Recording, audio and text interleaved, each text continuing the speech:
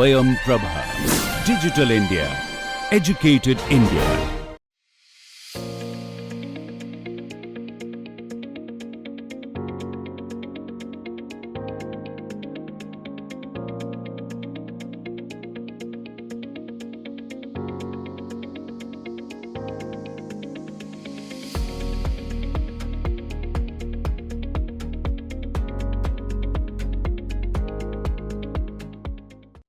Welcome back. In lecture 53, we will talk about urban poverty alleviation. So, the different concepts that we will cover are on urban poverty alleviation, and we will look into how to implement no poverty programs in ULBs.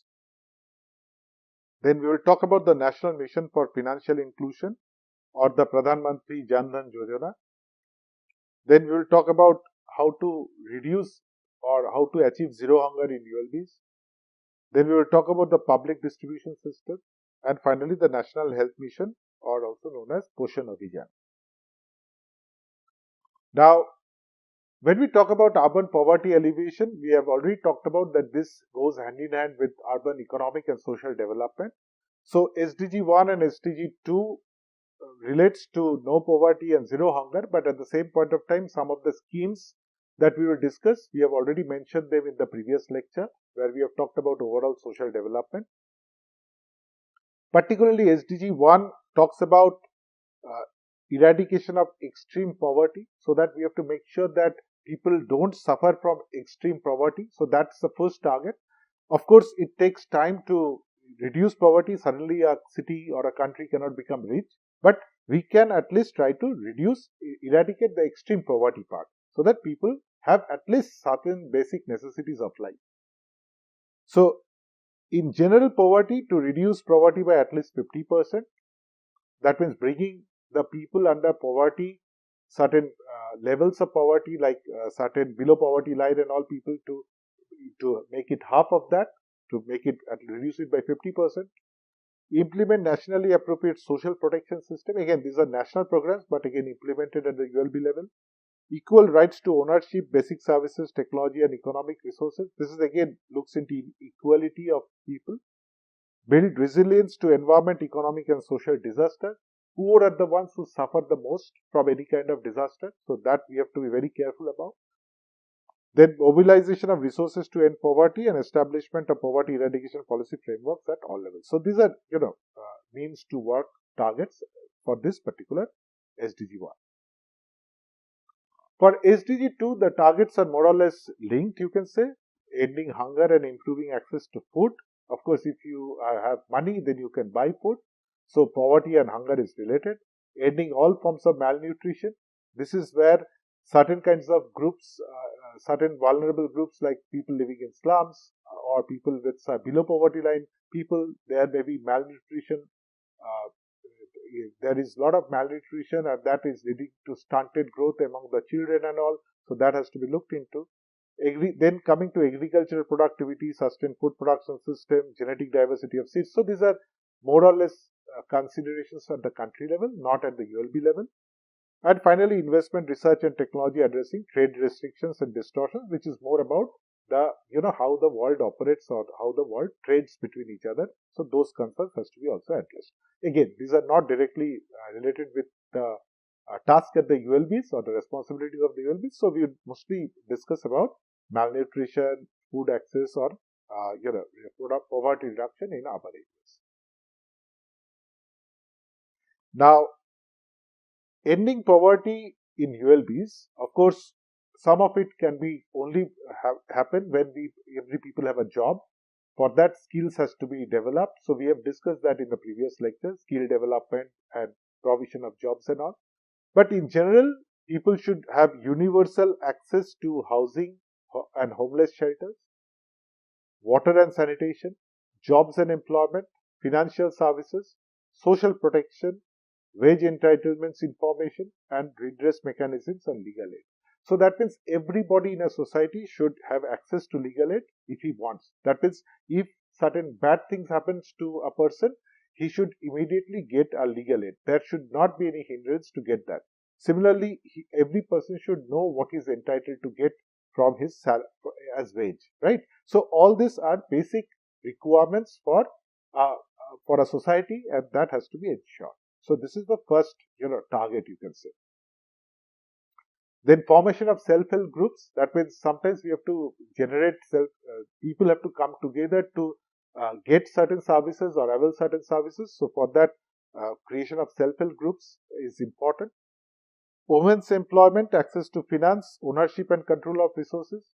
Why women's? Because women's are you can say, they tie the entire family together. Women are the ones, if it's proven that if a job is given to a woman, the entire family benefits. Unlike if it is given to the male, sometimes it may not benefit the entire family.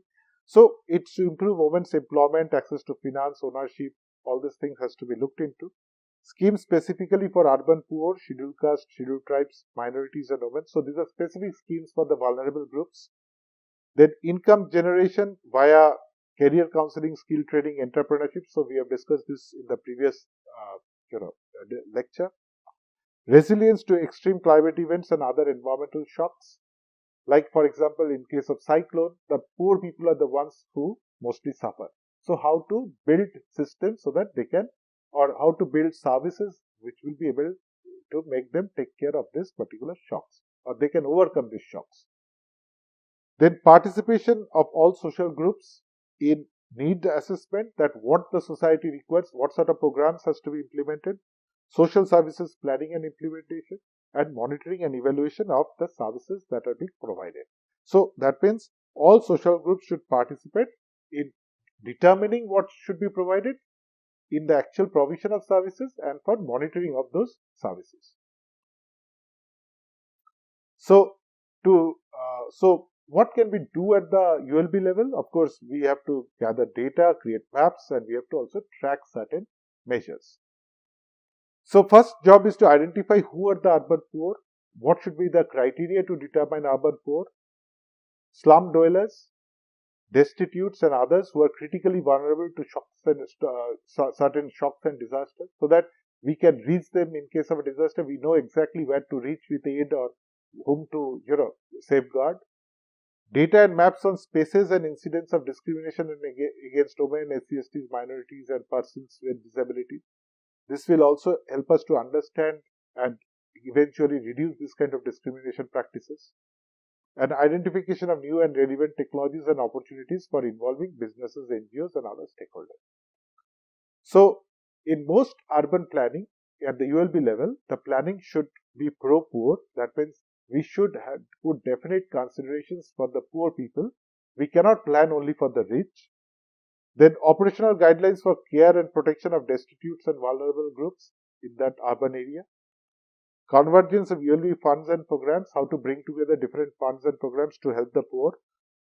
Urban poverty surveys and vulnerability assessment at ward and municipality level, including specific data on marginalized groups. So surveys has to be done so that we gather data to know whom to reach with certain programs and certain schemes. Then train and capacitate urban service providers to reduce harassment of poor. For example, poor are harassed for availing any kind of urban services. Either you go to the police station or you go to an electric company. Every time the poor suffers. Why? Because they are not literate. Many of them are not literate. Many of them don't know the difference, the procedures. They are not.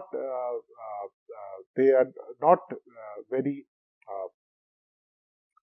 open to this kind of new technologies and all. So all this creates a lot of hurdles, and that leads to their harassment. So there has to be specific capacity training of the staff or the urban service providers so that this kind of harassment could be prevented.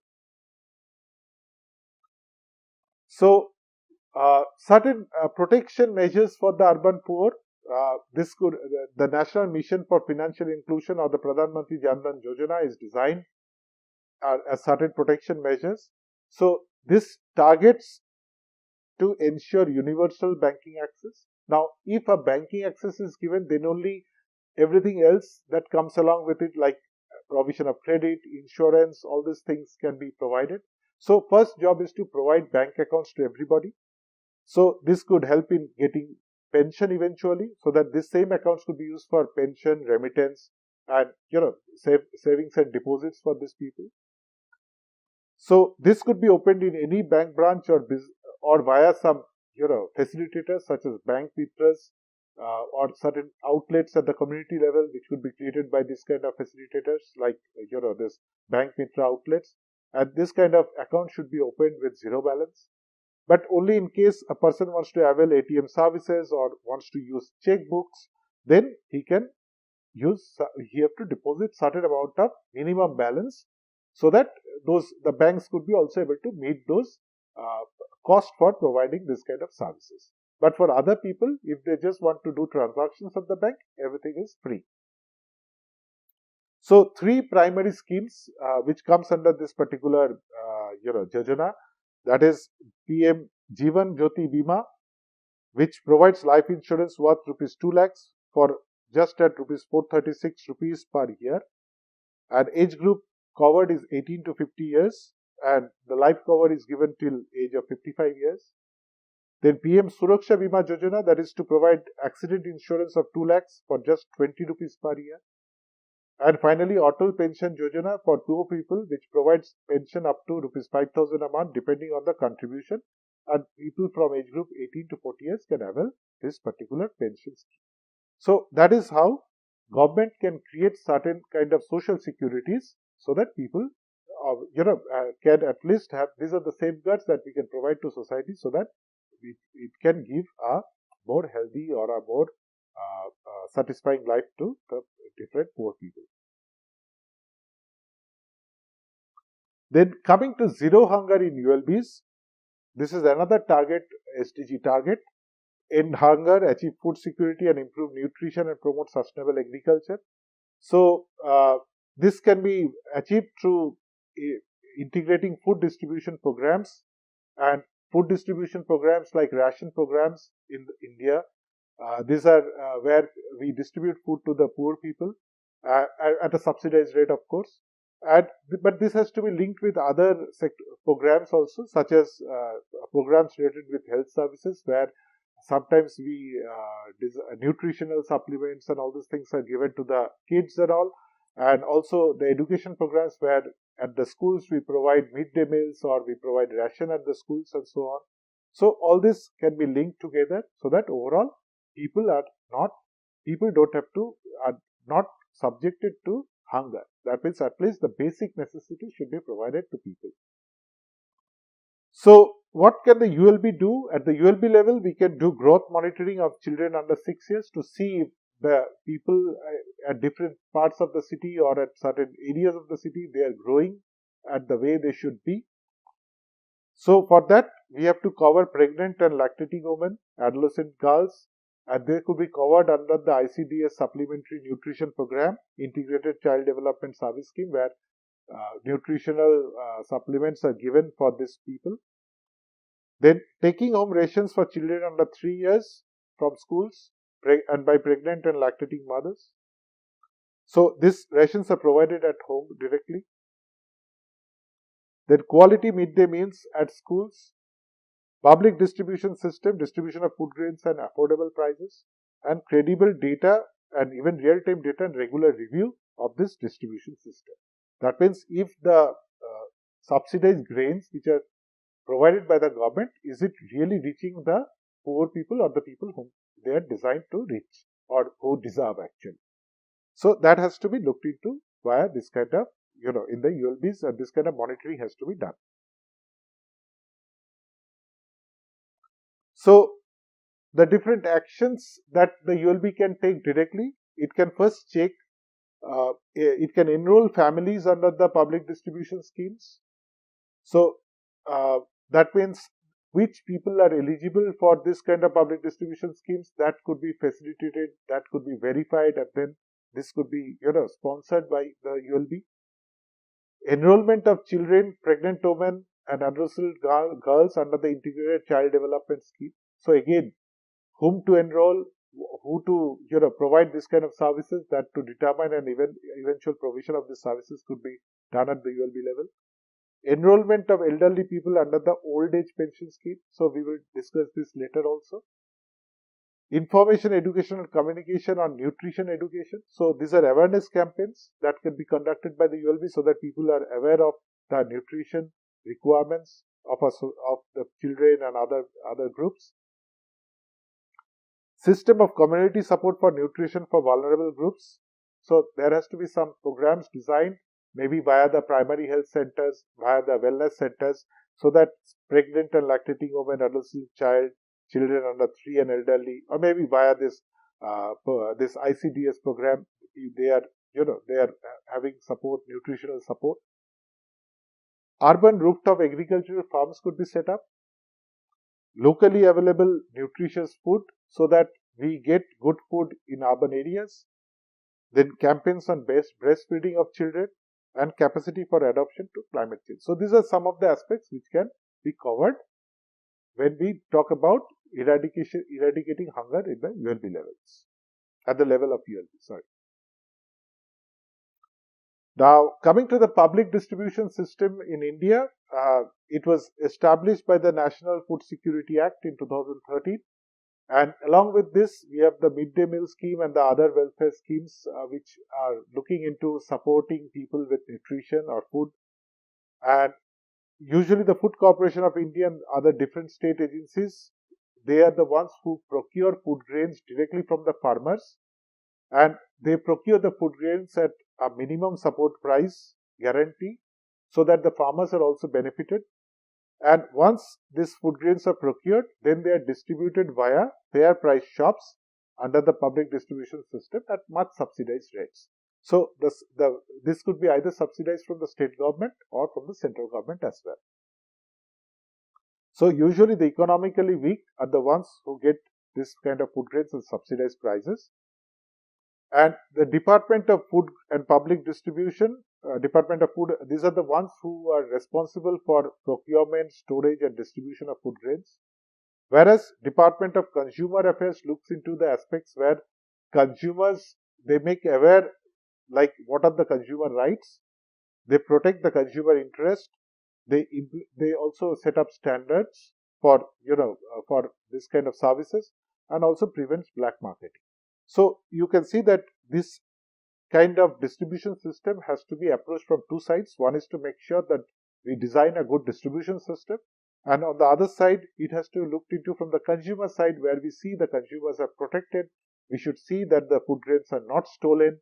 We should see that there is no black marketing or hoarding of food grains and so on. So from both sides we have to monitor this system, and these are done at the ULB level, of course.